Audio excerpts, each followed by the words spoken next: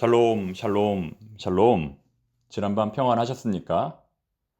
오늘 아침은 찬송가 445장으로 새벽 말씀 묵상의 문을 열어봅니다. 태산을 넘어 험곡에 가도 빛 가운데로 걸어가면 주께서 항상 지키시기로 약속한 말씀 변치 않네. 캄캄한 밤에 다닐지라도 주께서 나의 길 되시고 나에게 밝은 빛이 되시니 길 잃어버릴 염려 없네. 광명한 그 빛 마음에 받아 찬란한 천국 바라보고 할렐루야를 힘차게 불러 날마다 빛에 걸어가리. 하늘의 영광, 하늘의 영광. 나의 마음속에 차고도 넘쳐 할렐루야를 힘차게 불러 영원히 주를 찬양하리. 아멘. 오늘도 할렐루야를 힘차게 외치며 말씀 묵상 출발하겠습니다. 오늘 설교의 제목은 정서적으로 공감하기입니다. 예전에 어느 TV에서 차인표라는 배우가 진정성에 대해서 말한 적이 있습니다. 진정성. 그 사람의 말에 진정성이 있는지 알려면 어떻게 해야 되는가? 그는 이렇게 말했습니다. 그 사람의 말하는 입을 보면 안 되고 그 사람이 살아온 삶을 보아야 한다. 그가 어떤 삶을 살아왔느냐가 그 사람을 대변하는 것이다. 그렇습니다. 우리는 주로 누군가를 볼 때 그 사람의 말과 그 사람의 외모를 보게 됩니다. 말을 얼마나 잘하는지, 인물은 또 얼마나 좋은지에 따라 그 사람의 됨됨이를 평가하는 것이죠. 하지만 이 방법은 대단히 잘못된 평가 방법입니다. 사람을 볼 때 그 사람의 살아온 삶을 보는 것, 사람을 볼 때 그 사람의 살아온 삶을 보는 것, 이것보다 사람의 진정성을 제대로 알 수 있는 방법은 없습니다. 바라기는 오늘 하루 우리의 지나온 삶을 돌아보며 하나님과 사람 앞에서 더욱 진실된 삶을 사는 우리 모두가 되기를 바랍니다. 미갈은 다윗의 첫 번째 아내입니다. 사무엘상 18장을 보면 미갈은 다윗을 너무나 사랑했고 다윗은 그런 미갈을 아내로 얻기 위해 블레셋 사람의 양피 200개를 사울에게 갖다 주었습니다. 그러나 얼마 후 미갈은 자신의 아버지가 다윗을 죽이려 한다는 사실을 알게 되어 다윗이 도망할 수 있도록 도와줍니다.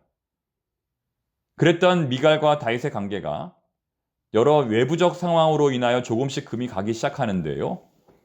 일단 사울은 다윗의 권력을 약화시키기 위해 미갈을 다른 사람에게 시집을 보냅니다. 갈림에 사는 라이스의 아들 발디엘이라는 사람에게 미갈을 시집 보내지요. 그런데 다윗도 사울이 죽은 후에 자신의 권력을 회복하기 위해 미갈을 다시 아내로 데려옵니다.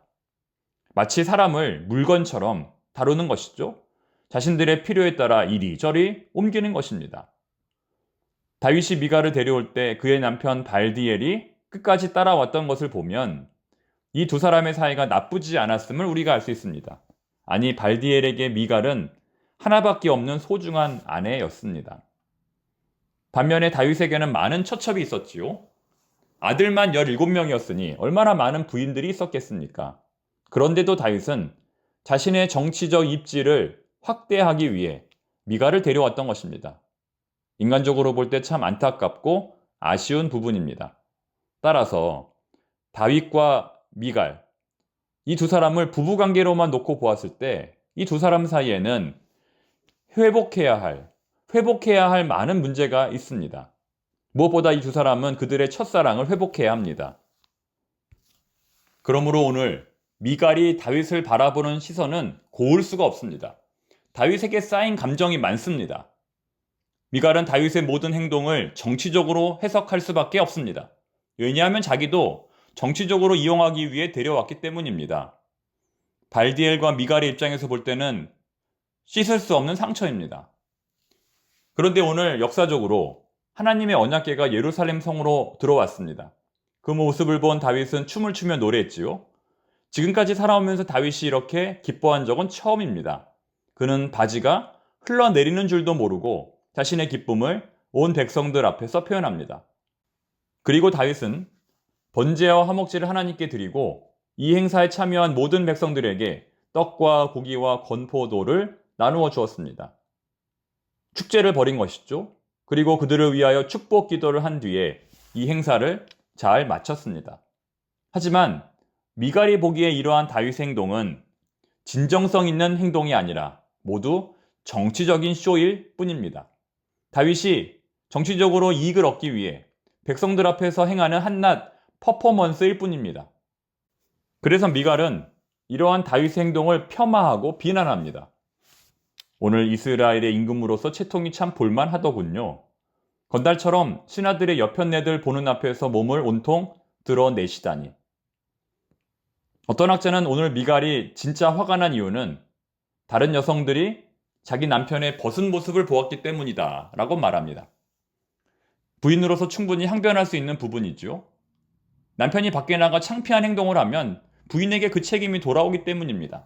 하지만 다윗은 이것이 정치적 쇼가 아니라 하나님 앞에 진정성 있는 고백이었다고 말합니다.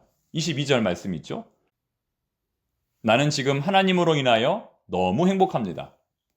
그래서 이렇게 춤을 추는 것이 하나도 창피하지 않습니다. 혹시라도 이 춤으로 인하여 왕의 체면이 바닥에 떨어진다 할지라도 나는 계속 춤을 출 것입니다. 아주 멋진 신앙의 고백입니다. 하나님에게도 인정받을 만한 그런 멋진 믿음의 고백입니다. 하지만 이 고백이 적어도 미갈에게만큼은 공감을 주지 못한 것 같습니다. 왜냐하면 부부로서 다윗과 미갈의 관계는 끝내 회복되지 않았기 때문입니다. 본문 마지막 23절은 이렇게 끝을 맺습니다. 그러므로 사울의 딸 미갈이 죽는 날까지 그에게 자식이 없으니라. 이 말씀은 미갈의 아들이 다윗의 후계자가 되지 못한 이유를 설명하는 구절이지만 동시에 다윗과 미갈의 부부로서의 관계가 좋지 않게 끝났음을 말해주는 부분입니다. 참으로 안타까운 결말입니다. 저는 오늘 이 사건을 성경 전체의 큰 그림, 관점보다는 다윗과 미갈, 이 두 사람의 부부관계로 초점을 맞추어 보고 싶습니다. 앞서도 말씀드렸지만 미갈은 다윗의 첫사랑이며 다윗의 첫 번째 부인입니다. 얼마나 애틋한 관계입니까? 비록 정치적으로 잠시 다른 사람의 아내가 되었지만 그것은 미갈의 뜻이 아니었습니다. 만약 미갈이 다윗의 첫 번째 부인으로서 아들을 낳았다면 그는 적통입니다. 솔로몬을 대신하여 왕권을 이을 다윗의 후계자가 되는 것입니다. 다시 말해 당시 어쩔 수 없는 시대적 상황으로 인하여 서로에게 분명 상처가 있기는 했지만 그것을 다시 회복할 수 있는 기회도 분명 있었다는 것입니다. 과거에 무슨 일이 있었던 간에 그것을 털어버리고 더 나은 미래로 나아갔어야 한다는 것입니다. 그래서 만약 다윗이 상처받은 미갈을 충분히 위로해주고 충분히 정서적으로 공감해 주었다면 어떻게 되었을까요? 또 미갈도 다윗을 남편으로서 충분히 존중하고 이해해 주었다면 얼마나 좋았을까요? 하나님은 우리의 가정이 회복되기를 바라는 분입니다. 영적인 성숙과 정서적인 건강은 뗄래야 뗄 수 없는 관계입니다. 영적으로는 성숙하지만 정서적으로는 미숙하다는 말은 어불성설입니다. 쉽게 말하면 아무리 멋진 신앙 고백을 할지라도 정서적으로 불안한 사람에게 그 고백은 아무 소용이 없다는 것입니다. 가족 안에서 가족 간에 감정적으로 정서적으로 먼저 이해하고 공감하는 것이 더 중요하다는 것이죠. 오늘 다윗은 일생일대의 신앙 체험을 했습니다. 하나님 앞에서 놀라운 기쁨을 맛보고 하나님의 인정을 받는 멋진 왕으로 거듭났습니다. 하지만 그럼에도 불구하고 가정 안에서 아내에게만큼은 이해받지 못하는 남편이었습니다. 아내에게만큼은 몰인정한 남편이었다는 것입니다. 오늘의 말씀을 통하여 서로를 더 잘 이해하고 존중함으로 우리의 가정이 회복될 수 있기를 바랍니다. 기도하겠습니다. 하나님, 우리의 가정이 때로는 갈등으로 인하여 불안정할 때가 있습니다. 신앙적으로도 풀기가 어렵고 말씀으로도 풀기가 어렵고 어떻게 해야 할지 잘 모를 때가 있습니다. 하나님, 우리의 가정이 천국 가정이 되기를 원합니다. 천국 가정이 되기 원합니다. 주님, 그렇게 될 수 있도록 상대방의 입장에서 서로를 더 잘 이해하고 공감하고 존중할 수 있는 저희들이 되게 하여 주시옵소서. 감정적으로, 정서적으로 더 건강한 저희들이 되게 하여 주시옵소서. 문제가 있다고 해서 낙심하지 말고 그 문제를 통하여 가족이 더욱 하나가 되게 하여 주시옵소서. 예수님의 이름으로 기도드립니다. 아멘.